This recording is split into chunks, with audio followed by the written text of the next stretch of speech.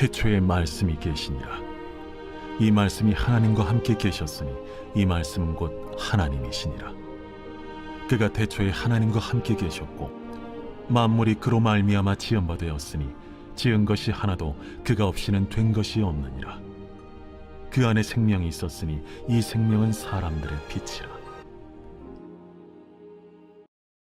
성경을 보면 그 성경의 별칭 혹은 애칭 혹은 별명과 같이 붙어지는 이름이 있습니다. 예를 들어서 사도행전이라고 그러면 사도행전이라는 말도 많이 하지만 성령행전이라고 말하는 사람들도 많아요. 왜냐하면 초대교회의 역사가 성령의 역사로 말미암아 세워진 것이거든요. 그러니까 모든 순간순간마다, 그래서 사도행전 전체를 보면 두 단을 다 주목하게 돼 있어요. 하나는 연합이에요, 하나됨. 또 하나는 성령의 강력한 역사들에 대해서 끊임없이 말하고 있거든요. 사도행전은 그렇게 이제 성령행전이라고 불려지기도 하고, 로마서는 또 어떻게 말하느냐면, 로마서를 말할 때는 어떤 이들은 이것은 바울의 복음서와 같은 것이다, 그래서 바울 복음이라고 말하기도 하고요. 또 어떤 이들은 신약의 진주다 이렇게 말합니다. 가장 빛나고 가장 보석과 같은, 아름다운 보석과 같은 것이 바로 이 로마서다. 그래서 로마서를 신약의 보석이다 혹은 바울의 복음서다 이렇게 이제 이야기한다 그 말입니다. 그런데 요한복음의 별명은 뭘까? 제가 찾아봤습니다. 요한복음의 별명을 뭘까 찾더니 요한복음의 별명을 이렇게 말하는, 이제 제 이야기가 아니라 어떤 좀 오래된 어떤 신학자가 이렇게 말을 했어요. 독수리 복음이다 이렇게 말했더라고요. 독수리 복음이다.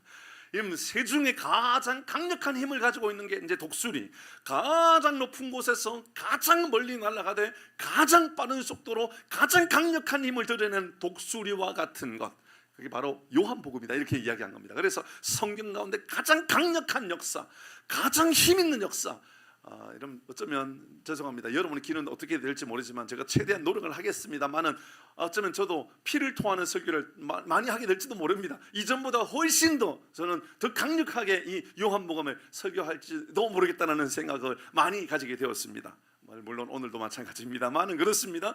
그런데요, 저는 독수리 복음도 너무너무 와닿지만 제 마음 안에는 생명복음이라는 말이 참 좋겠다라는 생각이 들었습니다. 왜냐하면 요한복음을 읽으면 읽을수록 계속해서 생명에 대하여, 생명을 살리고 생명이 우리 가운데 어떻게 역사하는가에 대하여 너무너무 많이 나오는 거예요. 그래서 제 마음 안에 요한복음을 생명복음이다라고 제 마음에 이제 세우고 찾아보았습니다. 혹시나 저하고 비슷한 생각을 가지고 있는 사람이 있을까 해서 요한복음, 별칭, 생명복음 해가지고 이제 구글링 해본 겁니다.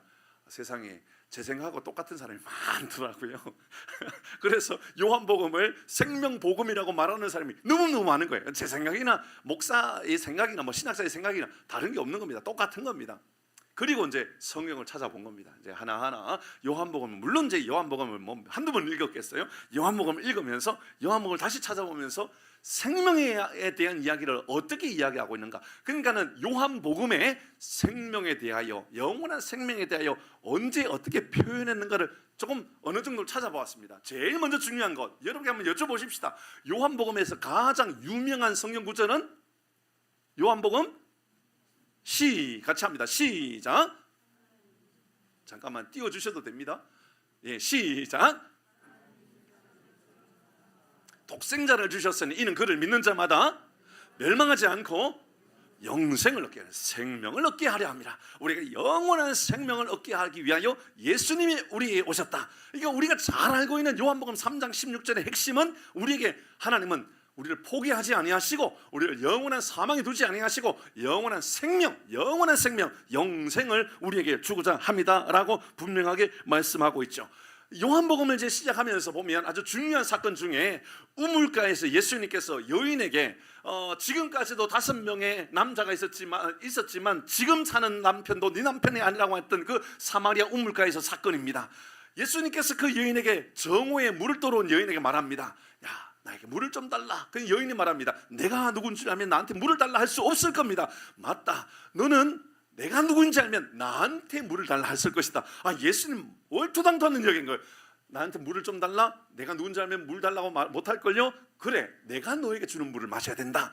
그 이야기가 4장의 이야기거든요. 4장 14절에 우물가에서 예수님 이렇게 말씀합니다. 시작. 내가 주는 물을 마시는 자는 영원히 목마르지 아니하리니 내가 주는 물은 그 속에서 영생하도록 솟아나는 샘물이 되리라. 예수님은 우리에게 예수님이 주시는 물을 마셔야만 목마르지 않겠다라고 영원한 영생수는 예수님이라고 이야기하고 있는 거죠. 얼마나 중요한 이야기입니까? 중요한 이야기 앞에 이런 이야기합니다. 또 요한복음에서 중요하게 우리가 알고 있는 이야기 중에 오병이어 사건이 있지 않습니까? 예수님께서 수천 명입니다. 5천 명이라고 말하지만 사실 5천 명이 아니잖아요. 어린아이와 어른, 할머니, 할아버지, 여성, 아낙네 다 합치면 많은 학자들은 최소한 3만 명, 많게는 5만 명도 될 수 있다라고 이야기합니다. 그 사람이 저녁이 되었습니다. 먹을 게 없어요. 양식이 없는 겁니다. 그때 한 어린아이가 보리떡 5개, 물고기 2마리를 예수님께 가져와서 하는 이야기가 이거 있으니까 예수님 드십시오. 그러니까 예수님께서 축사하십니다. 나누어 주었습니다.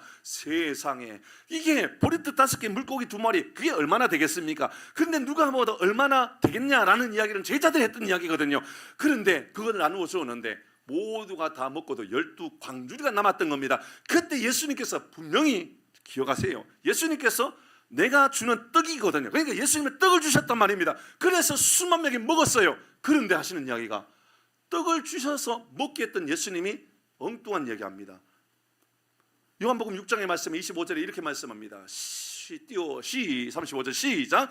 예수께서 이르시되 나는 됐습니다. 예수님께서 분명히 오병이어 사건을 통하여 수만 명을 떡을 줬는데 떡을 준 그 사람들에게 하는 이야기가 야 이건 먹으면 또 배고프다. 다 배부르게. 이러면 우리 하나님께서 우리에게요 양식을 주세요. 먹을 양식을 주신다고요. 삶에 필요한 것을 공급해 주셔요. 그런데 또 허기 져요. 여러분 얼마만큼 무자가 되면 우리는 만족합니까? 그렇지 않거든요. 또 배고파지는 거예요. 먹고 나도요 화장실 한번 다녀오면 다시 배고파지는 게 우리 인생 아닙니까? 한 끼 두 끼만 굶어도요 우리는 배고파지는 게 우리 인생이에요. 그때 예수님이 하시는 말씀이에요. 예수님께서 이러시되 나는 어떤 떡이라고요? 생명의 떡이다라고 말하는 거예요. 그냥 떡이 아니고 생명의 떡. 앞에는 영생하도록 하는 생명수, 영생의 물, 영원히 목마르지 않는 물. 그 다음에 다시 6장에서는 영원히 배고프지 않는 떡이라고 말하면서 내게 오는 자는 결코 줄이지 아니할 터이요 나를 믿는 자는 영원히 목마르지 않겠다라고 말씀합니다. 이 말씀하고 나서요 많은 사람들이 예수님 찾아왔어요. 하는 이야기가 예수님께 이렇게 말합니다. 야 예수님 우리에게 왕을 세워야 되겠다. 왕을 세워야 되겠다. 그러니까 예수님 하시는 이야기가 너희들이 나를 왜 왕으로 세우려고 하는 줄 아니? 너희들은 내가 보여준 표적 때문이 아니야. 너희들 내가 준 떡 먹고 배불렀기 때문에 그런 거야. 사실 알고 보면 예수 믿는 사람들은 그런 경우가 많거든요. 교회 왜 다녀? 부자 되려고. 교회 왜 다녀? 건강의 연약함을 해결하려고. 나의 뭐 어떤 부족한 것들을 해결하기 위하여 교회 다니는 경우가 있는데 근데 그건 다시 또 배고파진다 그 말입니다. 이러면 아픈 사람 다시 안 아파요? 치료하면 다시 안 아파요? 치료하고 나면 영원히 안 아픕니까? 이러면 잠자고 나면 해결되는 것처럼 보이지만 다시 피곤해지는 거예요. 사람은 일하면 다시 또 피곤해지고 다시 목말라 죽는 거예요. 그래서 많은 사람들이 우리는 나이가 들어간다, 혹은 우리가 삶을 살아간다 이렇게 말하는 것이 아니라 우리는 늙어간다, 우리는 병들어간다, 우리는 죽어간다 이렇게 표현하는 사람들이 있다니까요. 어쩌면 그 표현이 맞는 거예요. 우리 모두는요 늙어가는 거예요. 죽어가는 거예요. 우리는 사망을 향하여 달려가는 인생일지 모르는 거예요. 그때 배고파는 그때 모두가 목말라하는 그때 예수님께서 말씀하십니다. 내가 바로 생명의 떡이다. 내가 바로 영원한 생명수다. 이렇게 이야기하신 거예요. 뿐만 아닙니다. 이 말씀을 하신 이후에 8장 12절에는 또 이렇게 말씀합니다. 같이 읽습니다. 8장 12절 시작. 예수께서 또 말씀하여 이르시되 나는 세상의 빛이니 나를 따르는 자는 어둠에 다니지 아니하고 어떤 빛이라고요? 그냥 빛이 아니에요. 예수님 말씀하신 것처럼 빛은 그냥 빛이잖아요. 빛이 뭐 생명이라고 누가 표현합니까? 근데 예수님이 빛을 생명이라고 표현합니다. 계속해서 생명의 빛, 생명의 떡, 생명의 물, 생명의 이야기를 계속하고 있는 거예요. 이러면 이것으로 끝납니까? 그렇지 않습니다. 이제 뒤로 가면 예수님께서 11장에 보면 나사로 사건이 나옵니다. 예수님의 친구처럼 여겨졌던 나사로가 죽었다네요. 근데 예수님 바로 안 가요. 그리고 예수님이 사흘 동안 이제 이 나사로가 무덤 안에 이미 매장해야 될 그때까지 예수님 안 가셔요. 그리고 나서 늦게나마 예수님이 가셔가지고 하시는 이야기입니다. 예수님께서 이렇게 말씀하셔요. 11장 25절입니다. 같이 읽습니다. 시작. 예수께서 이르시되 나는 상상할 수 없는 말을 하시는 거예요. 뭐냐면 여러분 죽은 자가 진짜 죽어서 무덤 안에 있는 자가 무덤을 열고 나온 사람을 본 일이 있습니까? 당시에 이런 이야기하는 예수 말씀은 기가 막힌 거예요. 아무도 못 알아듣는 이야기를 하시는 거예요. 아니 누가 우리 가운데 죽은 자가 살아난 이유가 어디 있느냐라는 거예요. 아무도 이해하지 못하는 거예요. 그러니까는 하다못해 예수님께서 가장 사랑하는 나사로의 동생이었던 마르다나 마리아조차도 하는 이야기가 예 맞아요 예수님 나중에 먼 나중에 주님 오실 날 우리가 부활할 줄 믿습니다. 신앙의 고백은 여기까지인 거예요. 지금 당장 예수님께서 다시 죽은 자가 살아난다라는 말을 이해를 못한 거예요. 그러니까는 나사로가 무덤 안에 있는 거예요. 예수님께서 나사로야 나오너라. 그러니까는 무덤 안에서요 나사로가요 배 옷을요 수족을 동인 채로 나왔다 그랬어요. 그러니까 뭐냐면 죽은 것으로 누구나 인정하고 죽은 몸이었던 거예요. 무덤 안에 그냥 죽은 채로 있었던 거예요. 그러니까 죽은 척한 게 아니에요. 죽은 것으로 보인 게 아니에요. 그냥 죽은 거예요. 그러니까 나올 때 어떻게 나왔느냐면 배로 수족을 동인 채로 무덤에서 나왔다라고 이야기해요. 놀라운 거죠. 그 이야기를 하기 위하여 예수님하셨던 이야기는 나는 부활이요 달리 말하면 생명이 죽어는 나에게 있다. 그리고 이어서 하시는 이야기가 부활이요 생명이라고 말씀하신 거죠. 이 모든 것을 정리하는 것, 그 말씀이 오늘 찬양팀 여러분이 찬양했던 그 찬양의 고백이에요. 일부러 그 찬양을 하지는 않았을 텐데 선곡을 누가 하셨는지 모르겠는데 집사님 하셨어요? 어떻게 그 이야기를 오늘 본문의 내용에 설교를 맞추어서 저는 정보를 준 일이 없거든요. 그래서 깜짝 놀란 거예요. 그냥 왜 이 찬양을 하지? 이런 생각이 들 정도로. 여러분 오늘 본문의 말씀이 아니라 요한복음의 핵심과 같고 요한복음의 아주 중요한 이야기는 바로 이 이야기죠. 요한복음 14장 6절입니다. 같이 합니다. 시작. 예수께서 이르시되 내가 곧 길이요 진리요 생명이니 나로 말미암지 않고서는 아버지께로 올 자가 없느니라. 예수님이 하시는 이야기입니다. 내가 진리다, 내가 길이다, 내가 생명이다. 예수님만 생명이다, 예수님만 길이다, 예수님만 진리다. 정관사들을 다 앞에다 붙여놓고요 내가 길이다, 나만 길이다, 나만 길이다. 진짜 길은 나다, 진짜 생명은 나다, 진짜 진리는 나다. 예수님께서 이런 말씀을 하신 거예요. 이게 요한복음의 핵심인 거예요. 그러니까 요한복음의 주제는 잘 돌아보면 다 생명이야. 생명의 물을 마셔야 된다. 그래야 목마르지 않는다. 생명의 떡을 먹어야 된다. 그래야지 영혼이 배고프지 않는다. 얼마나 많이 허기집니까? 제가 전에도 말씀드렸던 것처럼 제가 고아원에도 예전에 한 1년 동안 사역한 일이 있었어요. 고아원의 아들도요 항상 배고픈 거 아시죠? 먹을 게 부족해서 배고픈 게 아니에요. 사랑에 배고파서 배고픈 거예요. 비슷한 아이들이 있는데 저 소년원에 가면 있어요. 소년은 몇 년 동안 소년원 사역을 했는데 지금 이제 소년원 사역을 못 하고 있는 게 너무너무 아파요 마음이. 근데 소년 아이들 보면요 먹을 것을요 와 어떻게 저렇게 많이 먹을 수 있을까? 저거 볼 때는 저들이 음식에 목구멍으로 넘어가나 이런 생각이 들 수 있거든요. 저게 목구멍으로 저게 음식이 넘어가나 지금 잠이 오나 이런 생각이 드는데 그렇지 않아요. 쟤네들은요 우리가 상상할 수 없을 만큼 많이 먹어요. 우리가 뭐 같이 가면 피자는요 기본 아이들 먹는 게 피자 한 판은 한 사람 앞에 한 판씩이고 그리고 통닭은 2명이 하나를 이제 피자 한 판 먹고 이렇게 먹는 거예요. 그 우리는 봉사로 가는 사람들은 뭘 먹느냐면 김밥을 먹거든요. 왜냐하면 빨리 먹고 빨리 이야기를 나누고 기도해 줘야 되니까. 근데 우리가 먹고 있는 김밥에 탐을 내는 애들이 걔네들이에요. 그 김밥 절 주면 안 돼요 이렇게 이야기를 해요. 걔네들이 배고픈 게 아니에요. 허기짐은 그들의 영혼의 허기짐이에요. 인생의 허기짐이 있다라고요. 그들을 향하여서 우리의 삶을 향하여서 허기진 우리의 인생을 향하여 예수님께서 끊임없이 내가 주는 떡을 먹어야 된다.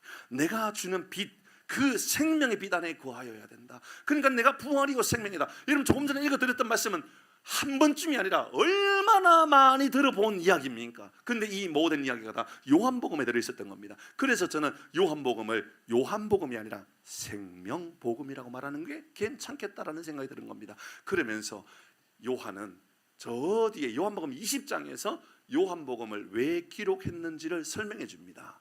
요한복음을 기록한 이유가 31절에 이렇게 이야기합니다. 같이 읽어봅니다. 시작.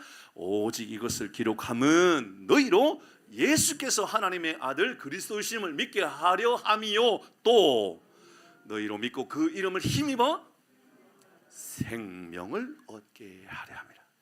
두 가지. 예수가 하나님의 아들 그리스도이심과 구원자이심과 또 하나는 예수가 생명이심을, 예수를 힘입을 때에 생명을 얻게 된다라는 것. 그러니까 여러분 요한복음을요, 다른 성경을 못 읽어도요, 요한복음은요 목숨을 걸고 읽어야 돼요. 읽으면서 요한복음 안에 있는 생명을 얻을 수 있는 복이 있기를 주의 이름으로 축복합니다. 그 요한복음에 나오는 오늘 이야기 시작점은 이렇게 시작합니다. 오늘 두 가지 말씀을 드릴 거예요. 두 가지. 요한복음의 이야기가 아주 중요한데요. 여러분 사복음서가 뭐죠? 마태, 마가, 누가 맞죠? 공간복음이잖아요, 그죠? 요한복음 합쳐서 사복음서. 공간복음은 공관이에요, 공관. 그러니까 뭐냐면 공통되는 관점으로 쓰여진 책이 공간복음이에요. 그러니까 공간복음은 마태, 마가, 누가복음이에요. 그런데 요한복음은 공간복음에 넣지 않아요. 사복음서에는 들어가는데 공간복음에 넣지 않고 마태, 마가, 누가복음은 따로 띄고 요한복음은 따로 분리해서 그냥 요한복음은 사복음서에 넣는 거. 이게 얼마나 중요한지 몰라요. 왜냐하면 마태, 마가, 누가복음의 중요한 것은요, 출발점과 마침점이 같아요. 뭐 어떤 이야기냐면 다 비슷해요. 어떻게 시작하냐면 예수님이 어떤 족보다, 예수님이 어디서 태어났다, 예수님이 어릴 때는 어떤 모습이었다, 예수님이 어떤 일을 행하셨다, 예수님이 어떻게 죽으셨다, 예수님이 어떻게 부활하셨다. 공간복음의 내용은 이렇게 진행됩니다. 요한복음은 거두절미하고 태초에 말씀이 계시고 그분이 예수님이고 그분이 우주 만물을 만드셨다.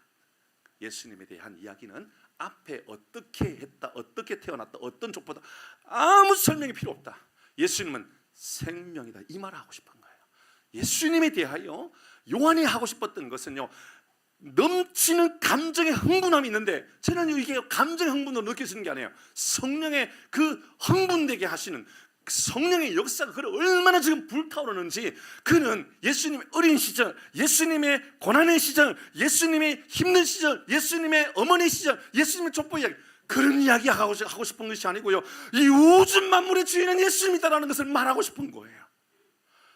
저는요, 이 말씀을 읽는 동안에 제 마음 안에 얼마나 뜨거워지는지, 예수님에 대하여 너무너무 말하고 싶은 거예요. 예수님이 막 우리의 삶에 얼마나 넘치나는 분인지를 우리가 꼭 기억해야 된다. 예수님에 대하여 우리는 꼭 반드시 알아가야 된다. 이게요, 제 안에 막 너무너무 큰 능력으로 나타나요. 근데요, 중요한 거예요. 그래서 말하고 싶었던 요한복음의 1장 첫 시작은 태초에 하나님에 계시니라, 그 하나님이 태초에 하나님에 계시는 말씀이 있고 그분이 예수님이다. 오케이, 다 이해했어요. 그리고 나서 뭘 말하고 싶은데 3절의 말씀에 보면 이렇게 이야기합니다. 시작. 만물이 그로 말미암아 지은 바 되었으니 지은 것이 하나도 그가 없이는 된 것이 없느니라. 요한이 말하고 싶었던 첫 번째는 하나님이 만드셨다라는 거예요. 우주 만물은 다 하나님이 만드셨다라는 거예요. 좀 다르게 말해볼까요? 이 우주 만물의 주인은 하나님이라는 거예요. 우리 행세를 하는데 여러분, 주인 행세를 하지 마셔야 돼요. 우리는 주인이 아니에요. 우리는 청직일 뿐이에요. 하나님이 이 땅을 만드셨을 때에 하나님께서 우리에게 맡기신 것이지 너희가 이거 주인해라 라고 하신 일이 없어요. 어떤 이들은 이 말씀이 부담스럽게 다가오는 사람이 있을 거예요. 왜냐하면 내가 주인인데 예수님께서 주인이라는 거예요. 자, 이거 한번 마음에 한번 새겨보십시다. 내가 뭘 가지고 있어요. 컵을 가지고 있든지 뭘 가지고 있어요. 근데 누군가가 갑자기 나타나가지고 그거 내 거야 라고 말하면 얼마나 마음이 힘듭니까? 이거 내 건데, 내가 돈 주고 샀고, 내가 열심을 다해서, 내가 내 자녀를 낳았고, 내가 내 집을 샀고, 내 모든 것을 가졌는데 갑자기 누군가가 나타나가지고 그거 내가 너한테 맡긴 거지, 내가 그거 너 주인으로 삼으라고 그랬니? 라고 말하면요, 얼마나 힘듭니까? 받아들이기 어려운 거예요. 그 이야기는 마태복음, 마가복음에서 말씀해 보면 어떤 이야기로 나오느냐 하면 어떤 한 주인이 있었어요. 그 주인이 이 종들에게 땅을 맡겼어요. 맡기면서 먼 여행을 떠난 거예요. 그리고 종을 보내가지고 야 어떻게 했는지 잘 확인해봐라. 잘 확인해봐라. 그래서 종을 보내가지고 확인해보니까는 이 종들이요 기분 나빠하면서 이 종을 주인이 보낸 종을 죽여버리네. 그러니까는 주인이 볼 때는 야 이거 황당한 거예요. 얼마나 답답해요. 그러니까는 이 주인이 안 되겠다. 내 아들 상속자인 내 아들을 보내야 되겠다. 그러면 함부로 하지 못하지 않을 거야. 그래서 이 주인이 아들을 보내가지고 확인하라 그러니까 이 아들을 향하여서 종 이놈들이 하는 이야기가 저 상속자니까 저거 죽이면 이거 내 것이 되겠네 라고 이야기하면서 주인의 아들을 죽이게 된 거예요. 누구 이야기입니까? 바로 예수님의 이야기예요. 예수님은 선지자를 통하여서 예수님 많은 믿음의 사람들을 통하여 하나님께서 이 땅에 우리에게 청지기를 잘 감당하고 있는가 돌아보라고 이야기합니다. 그런데 그 보냈던 선지자든 제사장이든 다 멸시해버리고 없이 하려고 애를 쓰는 거예요. 저것만 없으면 내가 내 마음대로 살 수 있는데 저것만 없으면 내가 내 뜻대로 살아갈 수 있는데 계속해서 이런 일이 나는 거예요. 그러니까는 주인이 예수님을 보내는 거예요. 예수님도 없이 하려고 그러는 거예요. 예수님만 없으면 다 내 것이다라고 생각하는 거죠. 자, 여기까지 들었어요. 내 삶은 어떻습니까? 여러분 혹시나 여러분의 삶의 주인은 누구입니까? 여러분의 생각의 주인은 누굽니까? 여러분의 시간의 주인은, 여러분의 육신의 주인은 누굽니까? 여러분이 가지고 있는 것의 주인은 누구입니까? 이 말을 우리에게 먼저 하는 거예요. 요한복음은 잘 기억하셔야 돼요. 요한복음은 우리에게 제일 먼저 소유권이 누구에게 있느냐를 먼저 우리에게 질문하면서 시작하는 말씀이라고요. 얼마나 어려워요. 그러니까요 제가 참 존경하고 제가 말씀을 참 예전에는 많이 들었는데 지금은 뭐 잘 듣질 않아요. 근데 뭐 들을 기회도 잘 없고요. 근데 예전에 아주 유명한 목사님 중에 박영선 목사님이라고 있어요. 박영선 목사님, 저 잠실에서 목회하셨던 아주 대단한 분입니다. 아주 정말 뭐 얼마나 훌륭한 분인지 몰라요. 그분이 하는 이야기예요. 자기 평생에 설교를 하면서 제일 어려운 성경은 요한복음이었다라고 얘기해요. 제가 볼 때는요, 처음에 요한복음을 설교할 때요, 제게는요 너무 쉬웠기도 했고 너무 제 마음 안에는 열정도 넘쳐나는 말씀이었어요. 그런데 저는 박영선 목사님의 이야기에 100% 공감하게 되었어요. 요한복음 너무 어려워요. 그런데 다 이해는 할 수 있는 말씀이에요. 기가 막힌 게 바로 요한복음이에요. 여러분 처음에 그 요한복음이 우리에게 알려주는 것은 가치관의 시작점이에요. 가치관, 세계관의 시작점이에요. 뭐냐면 주인이 누구냐부터 시작하는 거예요. 여러분의 삶을 점검해야 돼요. 주인이 누구냐 하면 쉬워져요. 하나님이면 나는 청직이라 되는 거예요. 내가 청직이라는 생각을 가지게 되면 오늘 본문의 말씀은 얼마나 쉬워지는 거예요. 다시 말씀드리죠. 그러니까 사람들이요, 난 지금까지 주인이었잖아요. 내가 주인이었잖아요. 근데 예수님께서 갑자기 오셔서 내가 주인이야, 내가 만들었어. 그러니까는 사람들이 받아들이지를 못하는 거예요. 죽이거나 아니면 없이 하거나 아니면 못 믿겠다 그러는 거예요. 그러니까 요한복음 시작하면서 제일 먼저 나오는 게 뭐냐 하면 생명이신 그분, 창조주이신 그분이 왔다. 근데 못 받아들이는 거예요. 그러니까 1장 11절부터 먼저 이야기부터 먼저 한 거예요. 11절 같이 읽습니다. 11절 시작. 됐습니다. 어디 땅 왔다고요? 보세요. 예수님은요 자기 땅에 온 겁니다. 우리에게 왔어요. 예수님께서 여러분의 마음에 들어오셨어요? 여러분에게 온 게 아니에요. 자기 땅에 온 거예요. 자기 땅. 예수님께서 다스리실 땅에 온 거예요. 주인 행사하지 말라는 거예요. 우리 감정도요. 그러니까 내 마음대로 하면 안 되는 거예요. 내 감정대로 하면 안 돼요. 내 경험대로 하고 내 뭐 성질 나는 대로 하면 안 돼요. 그런 경우가 얼마나 많아요. 그러니까 내가 기분 나쁘면 막 기분 나쁜 대로 행동하고 화나면 화난 대로. 왜 그럴까요? 아직 내가 살아있거든요. 내가 예수님이 살아있는 게 아니고 내가 살아있는 거예요. 그러니까 예수님이 제일 먼저 세계관부터, 그러니까 철학 자체, 그러니까 우리의 가치관을 먼저 뒤흔들어 놓는 거예요. 자기 땅에 왔다라고. 남의 땅에 온 게 아니에요. 자기 땅. 예수님께서 당신의 땅에 오신 거예요. 그러면서 시작, 오매 시작. 자기 백성이 용접 안 한다니까요. 사람들이 용접 안 해요. 왜 용접 안 하느냐예요. 내 땅인데 당신의 땅이라고 이야기하는 분이 왔다 그 말입니다. 예수를 믿는다라는 것은 여기서 시작된다라는 것을 우리에게 알려준다 그 말이에요. 예수 믿는 것은요, 내가 기도해서 뭘 얻는다, 그게 예수 믿는 것 시작이 아니에요. 내가 예수를 믿는다라고 하는 것은 예수로 말미암아 뭘 부유해지고 뭘 대단한 것을 얻고, 그게 예수 믿는 게 아니고요. 예수 믿는다라는 시작은 바로 내게 주인은 예수님입니다. 내 삶을 다스리시는 이는 예수님입니다 라는 것으로부터 시작된다라는 것을 우리에게 알려주고 있죠. 12절 말씀. 그런데 완전히 이제 가치관을 바꾸는 거예요. 12절 시작. 영접하는 자 곧 그 이름을 믿는 자들에게는 하나님의 자녀가 되는 권세를 주셨으니. 자, 하나님의 자녀가 되었으면 상속을 받아요, 못 받아요? 받는 거죠. 생각이 다 바뀌어지는 거예요. 이제 세계를 바라보는 가치가 분명히 내 거예요, 내 거. 그런데 주인 행세하지 않는 내 거라고요. 이게 내 거. 하나님께서 기뻐하실 만한 삶을 살아가기 위하여. 기가 막히잖아요. 영접하는 자. 아무도 영접 안 하려고 그래요. 근데 영접하기만 하면 하나님의 자녀로 살게 된다. 그러니까 기독교의 시작은 어디 있느냐? 영접부터 시작하는 거예요. 예수님을 받아들이는 거. 예수님이 주인이십니다. 예수님이 창조하셨습니다. 여러분 요한복음을 읽을 때요 꼭 기억하십시오. 요한복음엔 다른 거두절미한 모든 설명들을 거두절미하고 예수님이 누군가? 그분이 창조하셨다. 그분이 주인이다. 그분이 통치하신다. 여러분 이 말씀이 마음에 새기면 어떤 위대한 능력이 생기냐면요, 두려움이 사라지게 돼요. 용기가 생기게 돼요. 왜 이런 일이 생기냐면 하나님 당신 땅에 왔으니까 하나님 책임지시겠다는 말 아닙니까? 라는 말로 바뀌어지는 거예요. 사랑하는 교회 여러분, 여러분의 소유권을 하나님께 맡겨드리고 여러분의 삶을 하나님께서 다스리심으로 인하여 이제는 근심은 사라지고 두려움은 사라지고 하나님께서 주시는 평강의 복을 누리는 우리 모든 교우들 되기를 주의 이름으로 축복합니다. 아멘. 두 번째 한 가지 더 이야기.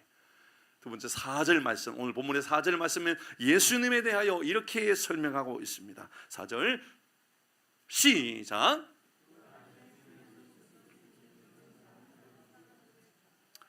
첫 번째는 그분이 창조자이시다. 창조자이시다. 그 다음에 이야기가 그분은 생명이다 라고 이야기하고 있어요. 예수님이 생명이고 생명이 빛이고 예수 안에 있으면 생명을 얻는다라고 이야기했어요. 그러면 예수 안에 있지 않는다면 어떤 일이 생길까요? 아무리 밝은 옷을 입어도 여전히 어두운 것이고, 아무리 진하게 화장을 한다 할지라도 여전히 어두운 것이고, 눈부신 보석을 하고 살아간다 할지라도 여전히 어둡다라고 사망을 향하여 살아가는 것이다라고 이야기하고 있는 거죠. 자, 잘 기억하셔야 돼요. 저는 이 말씀 묵상하면서 이렇게 말하는 사람이 있는가 했더니 없어요. 다행히. 다행인지 모르겠어요. 이 말을 하는 사람은 없더라고요. 말씀 묵상하면서 제 마음 안에 들었던 가장 강력한 것은 바로 무엇이었느냐면, 아무리 진한 화장을 하고 살아가도 평생 삶을 살아가면서 쌓여왔던 표정은 화장으로 숨길 수 있을까요? 없을까요? 없어요. 화장으로 표정을 가리려고 하면 가리려고 할수록 화장은 변장이 되고 말아요. 어떤 이들은 그래서 내 감정을 다 속이고 교회 안에서 손뼉치며 춤추며 찬양하는 것을 가면 무도회라고 부르기도 해요. 예배드리는 것이 아니라 변장술에 익숙한 가면을 쓴 사람들의 무도회, 그게 우리의 예배가 될 수도 있다. 우리는 화장으로 우리의 평생에 쌓아왔던 얼굴, 표정을 숨길 수 있다라고 생각하십니까? 묘하게 감정이랑 우리 마음이 악하면 악할수록, 어두우면 어두울수록, 화장을 진하게 하면 진하게 할수록 예뻐지는 것이 아니라 추하게 보이기 시작해요. 뭘 얼마나 숨기고 싶으며, 뭘 얼마나 감추고 싶으며. 어떤 이들 가운데 이런 경우들이 있습니다. 나의 연약함과 부족함을 옷으로 해결하고 싶은 거예요. 내 삶의 행동은 시궁창 같아요. 너무 더러워요. 그래서 내 입에서 나오는 것에서 막 비난의 말을 하고 악한 말을 하고 거짓말을 하고 욕망을 드러내고 내 안에 있는 막 입술에 있는 모든 더러운 것들 다 드러나요. 근데 이게 숨기고 싶은 거예요. 좋은 옷을 입어요. 명품 옷을 입어요. 좋은 차를 타고 좋은 집에 가고, 그러면 내가 숨겨질 수 있다고 생각해요. 하나도 숨겨지지 않아요. 예수님의 생명이라고 하는 것, 그 안에 생명이 있으니라고 하는 것은 달리 말하면 겉으로 볼 때는 별로 볼품이 없어 보이고, 이곳에 계시는 분들 가운데 겉으로 볼 때는 부자도 아니고 몸도 그렇게 어떻게 아픈 때가 많고, 그 상처가 어떻게 그렇게 많고, 눈물 날 일들이 어떻게 그렇게 많은지 몰라요. 근데 그를 만나보면 이상하게 행복이 있어요. 그는 이상하게 생명이 있어요. 그는 이상하게 능력이 나타나요. 그 안에 생명이 있었으니, 이 말은 예수님이 그하면, 예수님이 우리 삶에 임하면 제일 먼저 나타나는 변화는 생명력부터 회복된다, 그 말입니다. 저는 우리 모두가 생명력 있는 삶을 살아갈 수 있기를 바랍니다. 여러분과 대화하고 여러분을 만나면 누군가는 생명을 막 회복하게 되는 거예요. 자, 이제 점검해 보십시다. 여러분의 말은 생명력이 있습니까? 사망을 향하는 말입니까? 조금 더 쉽게 말해볼까요? 여러분의 말은 누군가를 상처 주는 말, 누군가를 상처를 입히고 누군가를 고난과 아픔과 누군가를 절망에 빠지게 하는 말 가운데 있습니까? 아니면 가진 것 없어도 부족하고 연약하고 너무너무 부족한 것밖에 없는데 이상하게 그 사람을 만나면 좋아요. 계속 만나고 싶어요. 또 만나고 싶고 또 대화하고 싶고, 아무리 멀어도 가서 대화하고 싶고, 아무리 멀어도 그 교회 가고 싶어요. 우리 교회에 그런 교우들이 있어요. 꽤나 멀리 있는데도 불구하고 매주 교회 와요. 정말 저 멀리에서도 올 수 있을까 사람들이 있어요. 그런데 저는 그런 생각을 가져봐요. 제가 목회하면서, 저는 사역하면서 제가 주목해야 되는 한 가지는 생명력 있는 교회를 세워가야 한다, 그 말이에요. 여러분도 기억하셔야 돼요. 예수님은 그 안에 생명이 있다고 말은, 예수님 안에 있는 사람은 사망을 향하여 가는 것이 아니라 생명을 향하여 가는 사람이 된다, 그 말이에요. 우리의 행동도 점검하십시다. 우리의 행동은 우리 주변에 있는 사람들, 그러니까 여러분 뭐 동창이든 친구든 형제든 다 좋아요. 막 싸우기도 해요. 명절 때 싸우지 않았나 모르겠어요. 형제들끼리 막 싸우는 경우들이 있거든요. 뭐 이게 맞다 저게 맞다, 뭐 하이 뭐 나중에 우리 어머니가 아버지가 떠나면 뭐 이 재산 뭐 누가 가지고 뭐 하여튼 뭐 수만 가지로 싸우는 일이 있다 할지라도 생명 안에 있다면 싸움이 아니라 서로 화합을 이루고 서로 용납하게 되고 서로 위로하게 되는 생명력이 있다, 그 말이에요. 그런데 이상한 거예요. 예수 안에 없으면 사망을 향하여, 세상 사람들이 말하는 것처럼 죽음을 향하여 가는 그 길뿐이라는 것이지요. 오늘 성경은 우리에게 두 가지를 이야기하는데, 첫 번째는 그분이 만드셨다, 그분이 생명이다, 이 이야기를 우리에게 알려주고 있는 것이죠. 사랑하는 교우 여러분, 여러분의 행동이나 말이 여러분 주변에 있는 사람을 불쾌하고 답답하고 상처를 주는 말이 아니라 생명을 회복하게 되고 은혜가 나타나게 되고, 나 때문에, 내 주변에 있는 사람들 때문에, 우리 교회 때문에 우리 주변에 있는 사람들이 너무 행복해지는 은혜가 임하기를 주의 이름으로 축복합니다. 제 꿈은, 저희 교회를 향한 하나님께서 저에게 주시는 꿈은 오늘 이 말씀을 통하여 너 생명 있냐, 생명력 있냐. 우리 하나님 아버지의 뜻이 어디 있는 걸까요? 우리 교회를 향한 여러분의 삶을 통하여 우리 하나님 아버지의 뜻, 그 뜻이 어디에 있을까요?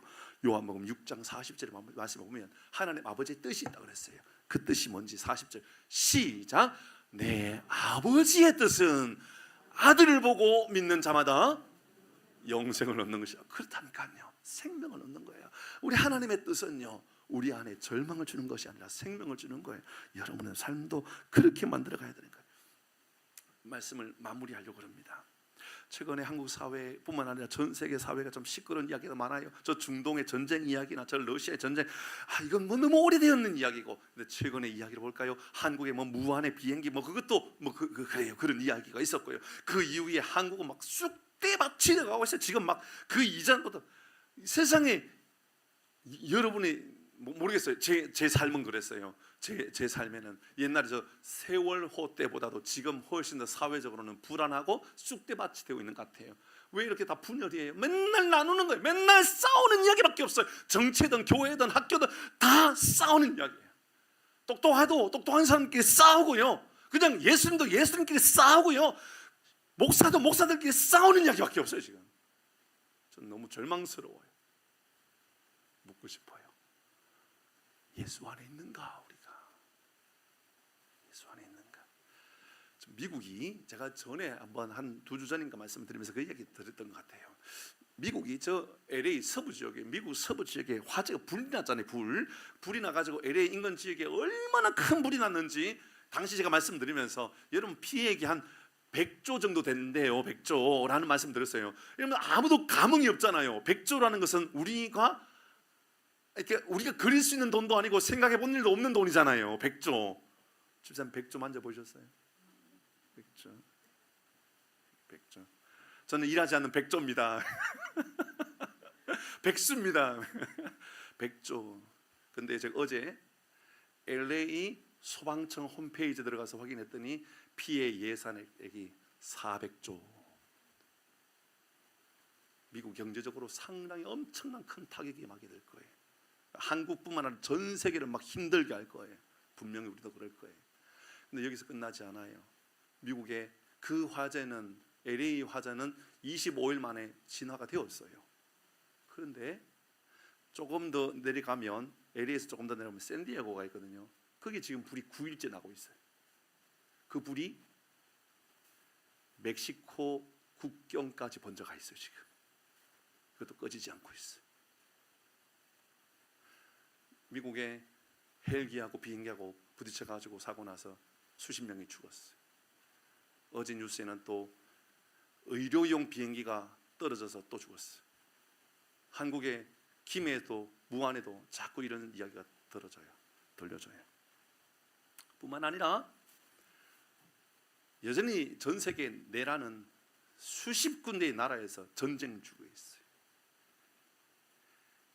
예수 안에 있지 않으면 영원한 생명을 얻을 수 없어요. 여전히 우리 사회는 불안한 사회고, 여전히 우리 사회는 아무리 좋은 사회가 되어도 사망을 향하여 가는 길이라고요. 처음에 말씀드렸잖아요. 우리 모든 인생은 죽음을 향하여 늙어가는 인생이라니까요. 여러분 나이가 이제 50 넘어가거나 뭐 어떤 사람은 40이라고 말하는데 이제 우리는 100세 시대니까 55로 하십시다. 50쯤 되면 좋아지는 게 많아질까요? 안 좋아지는 게 많아질까요? 어떻게 그렇게 잘하실까요? 여러분 이제 좋은 일들로 인하여서 기쁜 소식들이 많아질까요? 아니면 안 좋은 일들로 인하여 병원에 가는 이야기들, 뭐 힘든 이야기들 많아질까요? 우리 모든 인생은 죽음을 향하여 가는 길일지 몰라요. 진짜 절망을 향하여 가는 일일지 몰라요. 오늘 이 시간에 우리에게 말씀합니다. 내가 이 우주 만물을 만들었다. 그 안에 있으면 생명을 얻는다. 영원한 생명이 우리 가운데 임하기를 주의 이름으로 축복합니다.